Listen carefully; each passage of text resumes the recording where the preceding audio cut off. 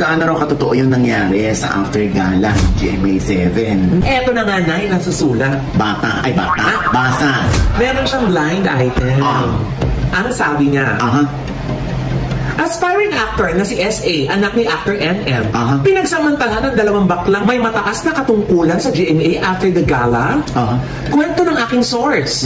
Itong dalawang bakla na to, pinapunta sa room nila si S.A. Tapos, ewan kung anong pinatira para mahilo yung bata, sabay hinalay. Kwento niya, buti ka mo, may kumatok at nag-deliver ng wine. Kaya tumakbo ang bata palabas. Traumatized ng bata. Pinipilit itago ng GMA pero lalabas at lalabas pa din yan.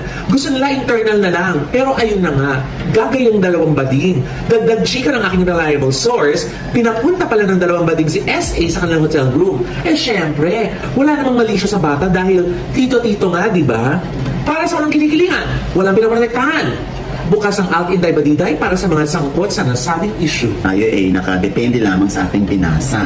Sana hindi totoo yung nagbalita sa akin na parang totoo ito. Pero ang nakuha lang naming lead ay, yun nga, tulad ng sinabi dito, ay internal, ay pinag-uusapan ito para hindi na ito magkaroon pa ng kasuhan. Ang nakarating sa akin, parang yung isa matatanggal sa trabaho at yung isa, hindi.